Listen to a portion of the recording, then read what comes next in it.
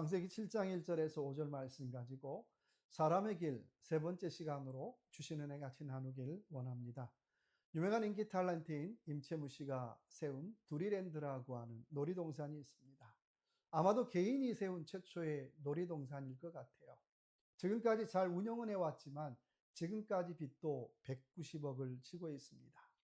개인이 운영하는 놀이동산이지만 회사가 운영하는 놀이동산보다 더 깨끗하고 가격도 더 저렴하고 더 친절합니다. 그런데 문제는 날이 가면 갈수록 빚이 더 늘어난다는 것입니다. 그래서 종종 사람들에게 두리랜드가 아니라 채무랜드라고 조롱받기도 합니다. 그래서 기자들이 임채무 씨에게 왜 이런 놀이동산을 지어서 사람들에게 조롱받느냐라고 하는 질문을 합니다. 그러자 임채무 씨는 자기가 드라마 촬영을 위해서 장흥에 자주 오게 되는데 자기는 한쪽에서 드라마 촬영을 열심히 하고 있는데 저 건너편에서 아이들이 놀고 있었다는 거예요. 어느 날도 촬영을 하고 있는데 그 건너편에서 아이들이 어른들이 버린 깨진 소주병을 가지고 놀다가 그만 손과 발이 다치는 사고가 발생했다는 거예요. 그때 임채무 씨는 그런 결심을 했다는 거예요. 내가 나중에 성공해서 잘 되면 내가 많은 돈을 벌어서 이 아이들이 편안하게 놀 수 있는 놀이동산, 또 가족들이 편안하게 놀 수 있는 놀이동산 하나를 세우겠다라고 결심을 했다는 거예요. 그리고 그 결심대로 놀이동산을 세워서 35년째 운영 중이라고 하는 것입니다. 놀이동산을 돈벌이 수단으로 생각하지 않아서 처음에는 무료로 운영했지만 지금은 최소한의 입장료만 받고 있다 그래요. 돈보다는 아이들의 웃음이 우선이라고 늘 그는 얘기합니다. 때로는 돈이 없어서 직원들 월급을 주기 위해서 밤무대도 뛰고 수많은 행사도 뛰어다닌다는 거예요. 그런데 일생에 한 번 있던 그 결심을 가지고 지금까지 35년째 그 길을 걸어가고 있습니다. 그래서 개인적으로는 빚은 진 삶이지만 참 멋진 인간의 길을 걸어가고 있는 분 같습니다. 그래서 종종 사람들 중에는 현대판 방종환입니다라고 칭찬하는 분도 계세요.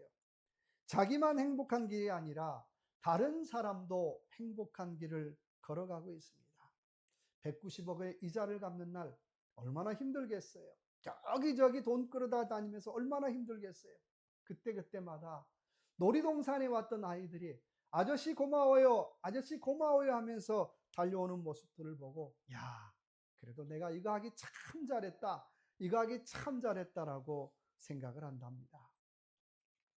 오늘 저와 여러분이 읽은 본문은 사람들이 죄 때문에 홍수로 멸망당하는 장면입니다. 물론 그 홍수 중에 노아와 가족들은 살아남지요. 이런 노아와 가족들을 통해서 사람의 길 세 번째 시간 같이 한번 깊은 은혜를 한번 나눠보십시다. 첫째는 1절의 말씀입니다.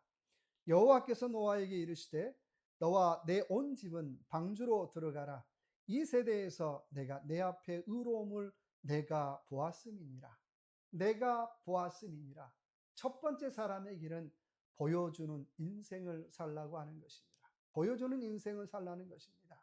오늘 하나님은 네가 내 앞에 의로움을 내가 보았다라고 말씀하고 있어요.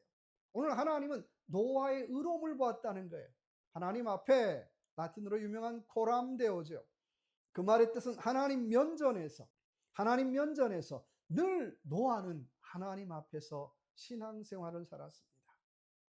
하나님이 늘 나를 보고 계시니까, 하나님이 늘 나의 생각까지 보고 계시니까 늘 하나님이 나를 보신다는 마음으로 신앙생활했다라고 하는 거예요. 이런 코람데오와 반대되는 뜻을 가진 말이 코람 호미니부스라는 말이에요. 이 말은 거꾸로 사람들 앞에서라고 하는 뜻을 가지고 있습니다. 여러분, 저와 여러분의 신앙생활 코람데오입니까? 코람 호미니부스입니까? 저와 여러분의 목회 코람데오입니까? 코람 호미니부스입니까?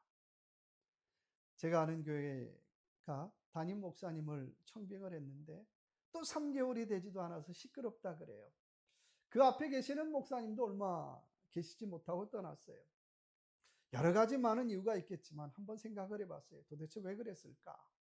여러 가지 많은 이유가 있겠지만 코람데오를 하지 못해서 그렇다는 거예요.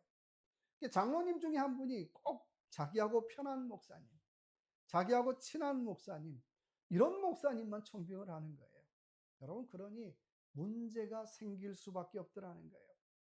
여러분, 청빙은 교회에 맞는 목사님을 청빙해야 되잖아요. 청빙은 성도들을 살릴 목사님을 청빙해야 되잖아요. 나하고 편한 목사님, 나하고 친한 목사님 청빙하면 금방금방 탈라더라는 거예요. 코람 호미니부스. 당장은 문제가 없는 것 같은데, 당장은 좋은 것 같은데 결국 탈나고 말더라고 하는 것입니다. 그러니까 여러분, 누가 저와 여러분을 향해서 아이 그 사람 신앙 참 좋습니다 라고 칭찬할 때 너무 좋아할 일 아니라는 거예요. 우리는 그 말 앞에 과연 코람데오인가, 하나님 앞에서 좋은 것인가, 아니면 코람 호미니부스인가, 사람 앞에서 좋은 것인가라고 하는 질문을 우리는 해야 된다라고 하는 것입니다. 노아는 언제나 코람데오의 신앙을 살았습니다. 흠이 있고 부족했지만 코람데오의 신앙을 살아갈 때에 하나님은 그를 가리켜서 의롭다라고 인정해 주셨다는 거예요. 신학적인 용어로 칭의라고 하죠. 거룩하지 않는데 거룩하다고 하나님이 선포해 주시는 거예요. 죄가 없는 건 아닌데 죄가 없다라고 하나님이 선포해 주시는 거예요. 법적 용어잖아요. 죄가 있는데도 죄 없다라고 무죄 선고를 내려주셨다라고 하는 것입니다. 여러분, 이게 최고의 복 아닐까요? 히브리서 4장 13절 말씀에 지으신 것이 하나도 그 앞에 나타나지 않음이 없고 우리의 결산을 받으실 이의 눈앞에 만물이 벌거벗은 것 같이 드러나느니라고 말씀하고 있어요. 결국은 다 드러난다는 거예요. 결국은 다 드러나게 되어 있다는 거예요. 그래서 우리는 늘 코람되어 하나님 앞에서 살고 하나님 앞에서 말하고 하나님 앞에서 기도하고 하나님 앞에서 행동한다는 사실을 우리는 잊어버려서는 안 된다라고 하는 것입니다. 그래서 코람데오 신앙은 큰일 작은 일을 나누지 않아요. 큰 일이든 작은 일이든 매사에 늘 최선을 다해요. 늘 선하게 행동해요. 사람을 편가르지도 않고요. 늘 선하게 행동하더라고 하는 것입니다. 이 한 주간도 저와 여러분의 삶, 내가 하나님 앞에서 말하고 하나님 앞에서 행동하고 내가 하나님 앞에서 산다라고 하는 그 코람데오의 신앙으로 승리하는 저와 여러분의 삶이 되시길 주님의 이름으로 축원합니다. 두 번째 사람의 길은 5절의 말씀입니다. 노아가 여호와께서 자기에게 명하신 대로 다 준행하였더라. 두 번째 사람의 길은 준행하는 인생을 살라는 것입니다. 노아는 하나님이 명령하신 대로 다 준행하였다라고 말씀하고 있어요. 그럼 도대체 무엇을 준행하였습니까? 2절의 말씀 보니까 너는 정결한 짐승은 암수 7씩, 부정한 짐승은 암수 2씩을 내게로 데려오며, 또 3절에 보니까 데려와. 사실 노아가 데려온 거 아니죠. 하나님이 데려오신 건데 아무튼 간에 9절의 말씀 보니까 다 노아에게 나와 방주에 들어갔다라고 표현하고 있습니다. 하나님이 데려오게 하신 거지만 아무튼 노아는 생명 있는 짐승들을 데려와요. 부정한 짐승이든 정한 짐승이든 노아가 데려오면 살게 되겠죠. 노아가 안 데려오면 죽는 거예요. 그리고 노아는 부인도 데려오고 자식도 데려와요. 그리고 며느리도 데려와요. 길이 135m, 넓이 20m, 높이 13m의 방주를 120년 동안 짓는 동안에도 한 사람이라도 더 노아는 데려오려고 애썼다라고 하는 것입니다. 어떻게 하면 한 사람이라도 더 살릴까? 어떻게 하면 한 사람이라도 더 데려올까를 늘 애썼다라고 하는 것입니다. 그래서 이런 노아의 삶을 보면 늘 함께라고 하는 단어를 떠올릴 수밖에 없어요. 그렇잖아요. 신앙인은 뭐든지 함께해요. 구원도 함께, 사는 것도 함께, 좋은 것도 함께. 바로 노아는 이렇게 함께하면서 한 사람이라도 더 데려오려고 애썼다라고 하는 것입니다. 그런데 물론 많은 사람들은 농담처럼 여겼겠죠. 무슨 홍수가 나 이런 쨍쨍해가지고 온 날에 마치 소돔과 고모라가 망할 때에 롯의 사위들처럼 세상이 망한단다, 끝난단다라고 얘기할 때 아이고 농담하지 마십시오. 나는 오늘 술이나 먹으러 갈랍니다라고 농담으로 여긴 그 사위들 모습하고 다를 게 없더라고 하는 것입니다. 그래서 요즘도 종말을 말하면 사람들이 이단처럼 봐요. 하도 시한부 종말론자들 때문에, 그 시한부 종말론자들의 영향 때문에 종말을 얘기하면, 마지막을 얘기하면 이상한 사람으로 봐요. 여러분, 종말은 있죠. 개인의 종말도 있고 역사의 종말도 있어요. 우리는 이걸 농담처럼 여기지 말고 살아야 한다라고 하는 것입니다. 이런 종말이 있기에 우리는 최선을 다해서 데려오는 신앙생활을 살아야 합니다.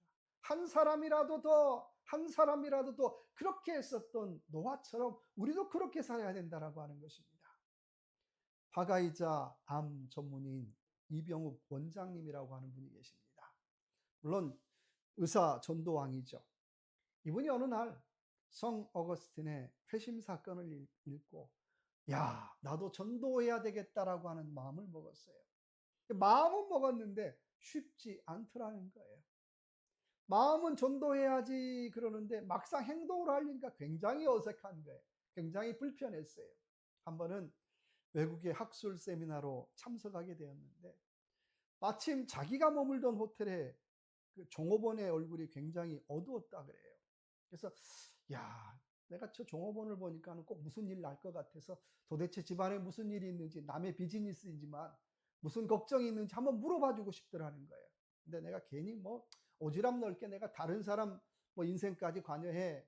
그리고 나도 바쁜데 그리고 학술 세미나에 참석했다는 거예요. 그런데 바로 그날 저녁에 바로 그 종업원이 자살을 했다는 것입니다.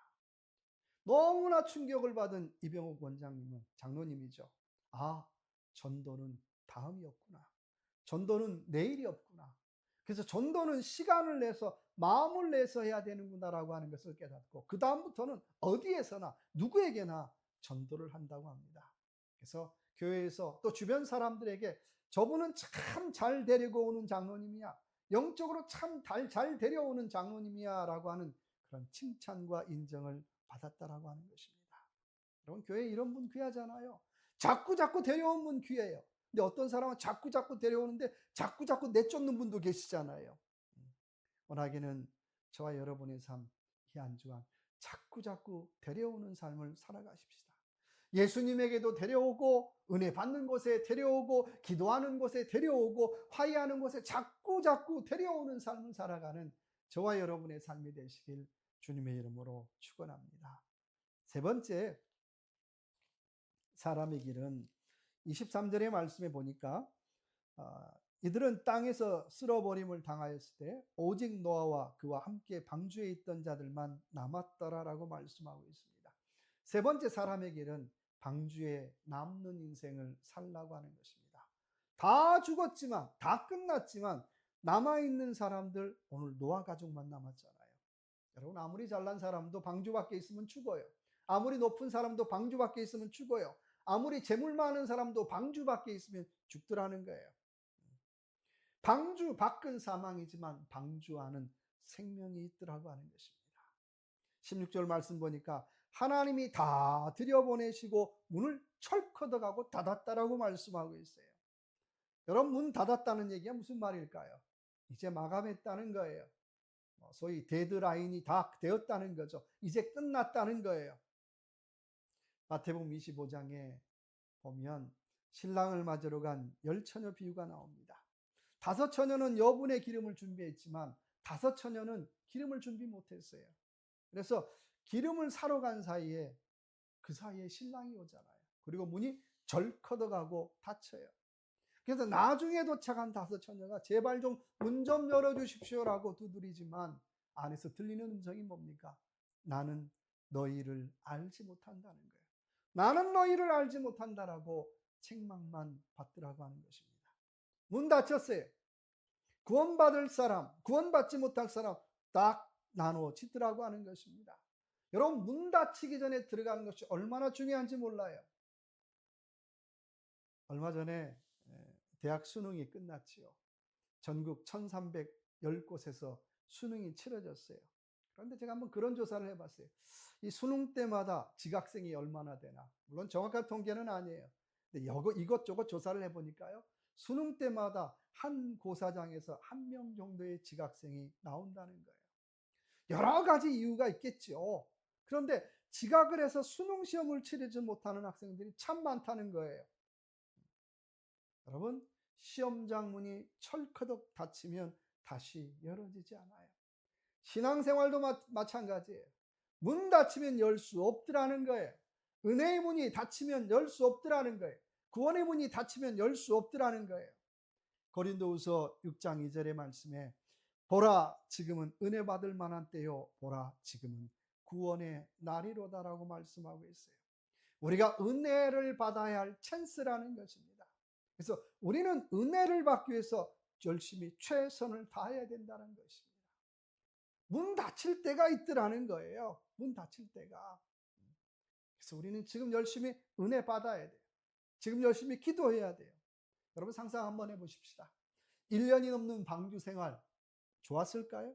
크루즈도 1년 타락하면 지겨울 텐데 얼마나 힘들었겠어요. 40일 동안 비만 내리고 150일 동안 물만 보이고 얼마나 힘들었겠어요. 그런데 그 모든 어려움들을 인내로 이겨낼 때에 결국은 승리할 수 있더라고 하는 것입니다. 원하기는 저와 여러분의 이 한 주간의 삶, 비록 부족하지만 코람되어 하나님 앞에 내가 어떻게 살고 있는가를 질문하면서 보여주는 인생, 또 준행하는 인생, 그리고 방주에 남는 인생으로 복된 삶을 살아가는 저와 여러분의 삶이 되시길 주님의 이름으로 축원합니다. 기도하겠습니다. 참 좋으신 하나님 아버지, 이 한 주간 우리의 삶 코람되어 사람들 보기에 어떠한가가 아니라 하나님 보시기에 어떠한가를 질문하며 코람되어 인생을 살게 하여 주시고 하나님 말씀대로 늘 데려오는 인생 되어지게 하여 주시고 그리고 방주에 남는 구원받는 우리의 삶이 될 수 있도록 은혜 베풀어 주시옵소서. 방주에 문이 닫힐 때가 있음을 깨닫고 은혜 받을 수 있을 때 기도할 수 있을 때에 기도하고 은혜 받는 우리의 삶이 될 수 있도록 은혜 베풀어 주시옵소서. 함께하여 주실 걸 믿고 예수님 이름으로 간절히 기도드립니다.